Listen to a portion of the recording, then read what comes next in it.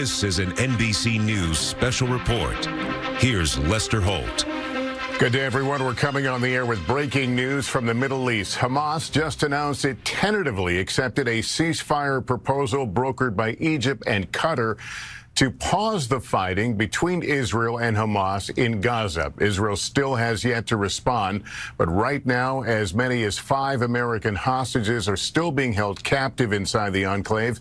It's unclear how many hostages there are in total who are alive. It all comes as Israel threatens to launch a major operation on Rafah, the southernmost city in Gaza, where more than 1 million Palestinians are sheltering after more than 7 months of war. Let's go straight to our chief foreign correspondent, Richard Engel. Richard, what do we know about this proposal and who has signed on to it?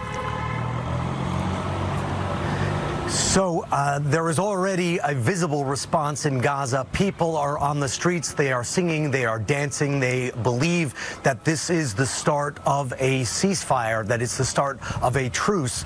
And we don't know exactly the terms, but we heard from Hamas. Hamas issued an official statement from Ismail Haniyeh that he had accepted a deal, that had been put forward by the Egyptians, put forward by the Qataris, endorsed by the United States. And according to European diplomats, that deal includes the release of 33 hostages in exchange for a 40-day truce. It would be a multi-stage deal that, if successful, if these 33 hostages are released, if there are no issues, that the 40-day truce holds, that there would be other hostage releases to follow that. But that is the framework of the deal that we understand. We are still awaiting a response from the Israeli government to see if they are going to accept it. And this came, Lester, as you were saying, right at the 11th hour. There had been efforts for the last week, intense efforts to achieve this deal. Those talks stalled over the weekend. And then this morning, it looked like Israel was going to go ahead with a long-threatened advance on the city of Rafah. Israel dropped leaflets on Rafah. It ordered about 100,000 people to evacuate, saying that military operations were imminent, and Israel had already begun to bomb parts of Rafah. And as that bombing campaign was intensifying, we see this statement from Hamas agreeing to the terms of this multi-stage deal. Now we are waiting for a response from the Israeli government.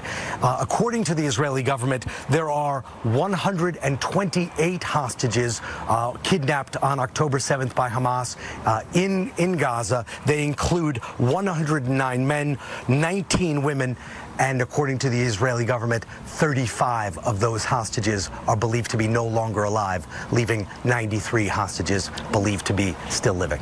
All right, Richard, I'll ask you to stand by. Let me bring in our chief foreign affairs correspondent, Andrea Mitchell. Andrea, when we say Hamas has agreed, is the understanding that is both wings, or the various wings of Hamas?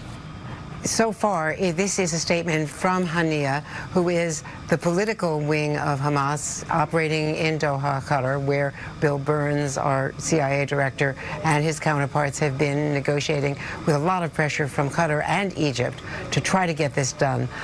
Arab leaders telling me, when I was traveling with Secretary Blinken last week in the Middle East, Arab leaders saying it's now or never. If this deal does not go through, they expected that Israel would go into Rafah, and that the civilian casualties and the horror of that would make another ceasefire deal simply impossible. There hasn't been one since November, in fact, as you know, and these talks have gone on endlessly.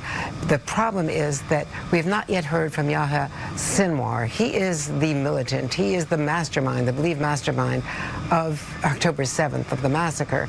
And all sides, military, the intelligence, all believe that he is underground inside Gaza, probably in Rafah, but they don't know from how he moves in that complex of tunnels. So he has not been heard from. The question is Haniyeh speaking for him or only speaking for himself? And that has to be clarified. Israel is going to want to get clarification about that. Was Israel about to go into Rafah despite U.S. objections? The Prime Minister speaking to President Biden just about an hour or so ago. That's not clear. We know that Mr. Biden again reiterated his objections to them going into Rafah. I've been told by officials in the U.S. that they do not feel that they have either an adequate military plan, and even more more urgently, they do not have a plan to relocate the 1.4 million people there, 1.2 million of whom are displaced people. But that relocation began today with the leaflets from Israeli planes, as well as warnings to begin to move out.